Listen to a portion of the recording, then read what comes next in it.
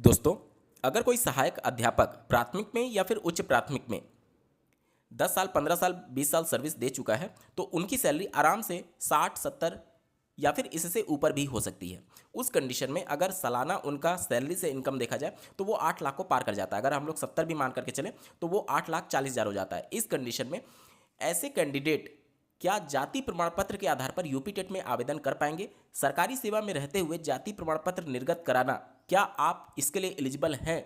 और इस मुद्दे पर डिस्कस करना इसलिए भी जरूरी है क्योंकि अगर आप कास्ट सर्टिफिकेट के आधार पर कैटेगरी से अप्लाई करते हैं यूपी टेट में तो आपके लिए क्वालिफाइंग मार्क्स 82 नंबर होगा। और अगर आप कैटेगरी का लाभ नहीं लेना चाहते हैं और अनरिजर्व कैटेगरी से अप्लाई करते हैं तो आपके लिए क्वालिफाइंग मार्क्स यूपी टेट में 90 नंबर होगा। यानी कि जहां पर एक एक नंबर बहुत बड़ी चुनौती हो रही है इन सभी इन सर्विस टीचर्स के लिए क्वालिफाई करने के संदर्भ में, क्योंकि माननीय सुप्रीम कोर्ट ने 2 साल का जो समय दिया था उसमें लगभग 7-8 महीने बीत चुके हैं और रिमेनिंग टाइम में अगर अपना टेट नहीं क्वालिफाई कर पाते हैं तो विभाग उनको कंपलसरी रिटायरमेंट दे देगा। हाल ही में ये मामला माननीय हाईकोर्ट में गया, जहां पर माननीय सुप्रीम कोर्ट के 1 सितंबर 2025 के जजमेंट को आधार बनाते हुए माननीय हाईकोर्ट ने याचिका को खारिज कर दिया और अभी तक केंद्र सरकार से भी कोई पॉजिटिव रिस्पांस देखने को नहीं मिल रहा है। हालांकि एक प्राइवेट बिल जरूर राज्यसभा में प्रस्तुत किया गया, लेकिन उसके पास होने की संभावना लगभग शून्य के बराबर है, क्योंकि प्राइवेट बिल में जो सरकारें होती है वो बहुत ज़्यादा इंटरेस्ट नहीं लेती हैं और बिना बहुमत के वो बिल पास नहीं हो सकता, यानी कि एक्ट नहीं बन सकता। तो इस कंडीशन में अभी तक तो कोई राहत मिलते हुए नहीं दिख रही है और इस कंडीशन में अगर कैटेगरी से अप्लाई करते हैं तो 82 नंबर पर ही वो क्वालिफाई मान लिए जाएंगे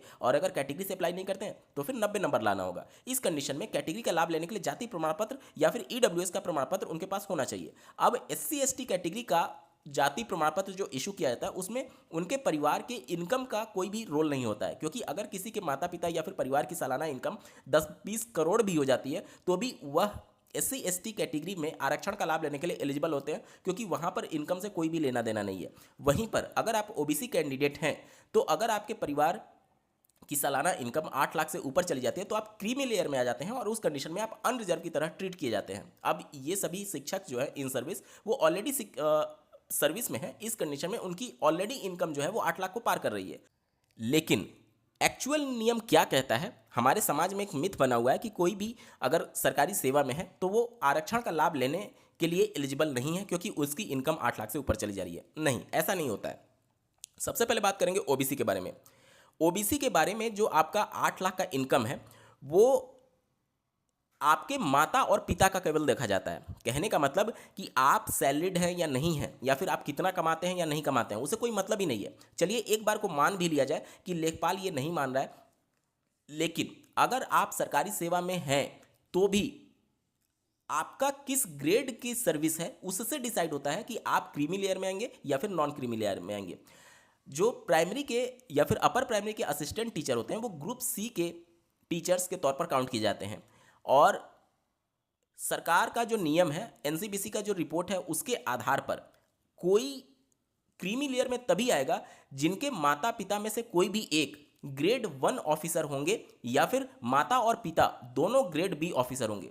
चूंकि यहां पर शिक्षक का जो पद है वो ग्रुप C में आ रहा है, इस वजह से भले ही आपकी सैलरी 10 लाख ही क्यों ना चली जाए, वो सैलरी आपकी काउंट ही नहीं होती है। मैं फिर से रिपीट कर रहा हूं, सरकारी सेवा में जितने भी सर्विस देने वाले एम्प्लॉई हैं उनका जो सर्विस से इनकम हो रहा है उसको काउंट नहीं किया जाता है। वहां पर काउंट किया जाता है कि आप किस ग्रेड के सर्विस में हैं। शिक्षकों का जो ग्रेड होता है वो ग्रेड C होता है और इस कंडीशन में आपकी सैलरी वो काउंट ही नहीं की जाएगी। आपके माता पिता अगर वर्किंग है और उनकी सैलरी मान लेते हैं कि 8 लाख से ऊपर चली जा रही है तो यहां पर माना जाएगा कि आप क्रीमी लेयर में आएंगे।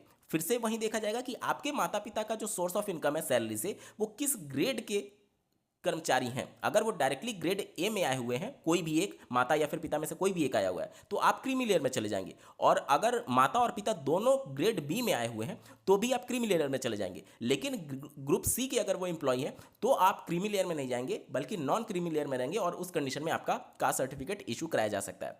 अब बहुत सारे तहसीलदार को या फिर जो लेखपाल होते हैं उनको इन सभी बातों में के बारे में जानकारी नहीं होती है और इसीलिए वो डायरेक्टली आपसे कह देते हैं कि आप सरकारी सेवा में हैं, इस वजह से आपका कास्ट सर्टिफिकेट इशू नहीं हो सकता क्योंकि आपकी इनकम 8 लाख से ऊपर चली जा रही है। जबकि सरकारी सेवा में रहना शर्त नहीं है। शर्त यह है कि सरकारी सेवा में किस ग्रेड के या फिर किस ग्रुप के आप एम्प्लॉय हैं। अगर डायरेक्टली ग्रुप A में आए हुए हैं या फिर डायरेक्टली ग्रुप B में अगर आपके माता पिता हैं तो वहाँ पर आप क्रीमी लेयर में जाएंगे। और वैसे भी आपकी तो वहाँ पर काउंट ही नहीं होगी, आपके माता पिता की काउंट होती है, ओबीसी की मैं बात कर रहा हूँ। यहाँ तक क्लियर हो गया? ठीक है। तो जितने भी सहायक अध्यापक हैं प्राथमिक में या फिर उच्च प्राथमिक में, आपकी सैलरी काउंट ही नहीं होगी, आपके माता पिता की देखी जाएगी। और अगर आपके माता पिता ग्रुप ए में डायरेक्टली हुए थे तब आप क्रीमी लेयर में जाएंगे, या फिर ग्रुप बी में दोनों एक साथ हुए थे तब आप क्रीमी लेयर में जाएंगे। बाकी ग्रुप सी में अगर आपके माता पिता हैं तो उससे कोई भी लेना देना नहीं है, आपका नॉन क्रीमी लेयर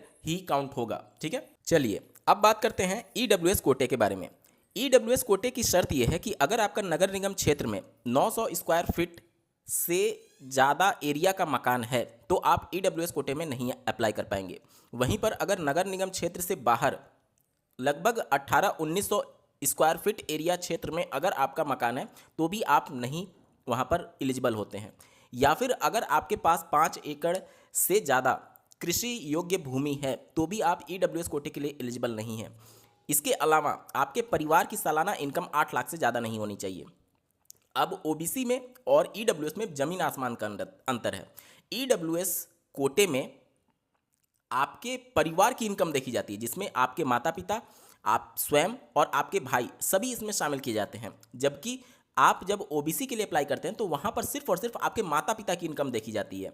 मान लेते हैं कि कोई कैंडिडेट बिजनेस कर रहा है, ठीक है, और वो ईडब्ल्यूएस कोटे में आता है, अनरिजर्व कैटेगरी से बिलोंग करता है और ईडब्ल्यूएस कोटे के लिए वो अप्लाई करना चाहते हैं। उनके माता पिता भी बिजनेस कर रहे हैं जिनकी सालाना इनकम मान लेते हैं 4 लाख है, और वो कैंडिडेट स्वयं भी बिजनेस कर रहा है जिनकी इनकम मान लेते हैं 5 लाख है।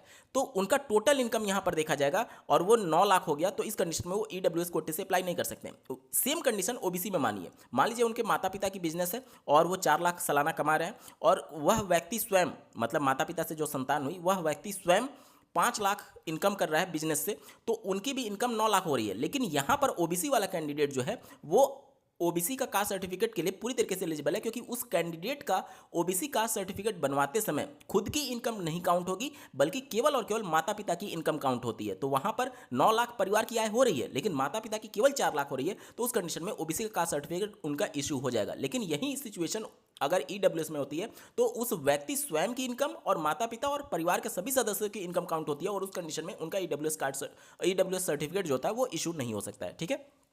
इसके अलावा केवल ईडब्ल्यूएस कोटे के लिए 8 लाख की इनकम नहीं देखी जाएगी, बल्कि जो 3 कंडीशन मैंने आपको बताया कि कृषि योग्य भूमि 5 एकड़ से अधिक नहीं होनी चाहिए, नगर निगम क्षेत्र में आपका मकान जो है वो लगभग 900 स्क्वायर फीट से ज़्यादा नहीं होना चाहिए, और नगर निगम के बाहर क्षेत्र में आपका मकान जो है वो कम से कम 1800-1900 स्क्वायर फीट से ज़्यादा नहीं होना चाहिए। इन तीनों शर्त को भी फुलफिल करना है और 8 लाख वाली इनकम को भी फुलफिल करना है। ठीक है, ईडब्ल्यूएस के लिए। लेकिन ओबीसी के लिए केवल माता पिता की इनकम देखी जाती है। ठीक है। अब अगर मैं पूरे वीडियो को समराइज करूं तो अगर आप ओबीसी कैटेगरी से बिलोंग करते हैं तो आपकी इनकम तो काउंट ही नहीं होगी। अगर आप इन सर्विस टीचर हैं तो आपकी इनकम काउंट ही नहीं होगी। मान लेते हैं लेखपाल ये बोल रहा है कि आप सरकारी नौकरी में हैं, आप इस 8 लाख से ज़्यादा कमा रहे हैं, तो फिर आपको उनको ये बताना है कि जो इनकम होती है सैलरी वाली वो काउंट ही नहीं होती है ओबीसी वाले कंडीशन में, क्योंकि वहाँ पर ग्रेड देखा जाता है, और सहायक अध्यापक चाहे प्राथमिक का हो या फिर उच्च प्राथमिक का हो वो ग्रुप सी की पोस्ट मानी जाती है, और इस कंडीशन में आप पूरी तरीके से एलिजिबल हैं। पहले तो ये आपका इनकम काउंट ही नहीं होगा क्योंकि आप स्वयं हैं, आपके माता पिता की इनकम देखी जाती है ओबीसी में। लेकिन फिर भी अगर वो नहीं मान रहा है तो आपको बताना है कि ये ग्रुप सी की जॉब है, और ग्रुप ए में या फिर ग्रुप बी में डायरेक्टली आपके माता पिता दोनों अगर हैं तब जाकर के आप क्रीमी लेयर में जाएंगे। ग्रुप सी वाली जो जॉब है उसकी इनकम काउंट नहीं होती है। उम्मीद करता हूं अब आपके सभी डाउट्स क्लियर हो गए होंगे। अगर पूरे वीडियो को मैं समराइज करूं तो ईडब्ल्यूएस के लिए थोड़ी सी प्रॉब्लम है कि आपके पूरे परिवार की इनकम देखी जाएगी, ठीक है, लेकिन ओबीसी के लिए केवल और केवल माता पिता की इनकम देखी जाएगी, और आप सरकारी नौकरी में हैं तो वो आपका काउंट ही नहीं होगा सैलरी। ओबीसी के कंडीशन में जो कृषि से इनकम होती है या फिर जो सैलरी से इनकम होती है उसको काउंट नहीं किया जाता है, सिर्फ और सिर्फ किस ग्रुप की वो जॉब है उसको देखा जाता है।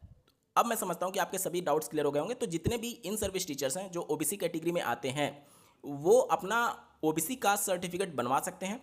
आपकी इनकम काउंट नहीं होगी क्योंकि आप ग्रुप सी में जॉब कर रहे हैं, और आपके माता पिता की इनकम अगर बिजनेस से 8 लाख से ऊपर जा रही है तब जाकर के आप एलिजिबल नहीं होंगे, और अगर माता पिता की इनकम 8 लाख से नीचे है तो उस कंडीशन में आप पूरी तरीके से एलिजिबल हैं। चाहे आप इन सर्विस टीचर, चाहे आप 10 लाख की सैलरी ही क्यों ना कमाते हो, आप ओबीसी कास्ट सर्टिफिकेट बनवा सकते हैं और उसके बेस पर आप 82 नंबर पर क्वालिफाई माने जाएंगे।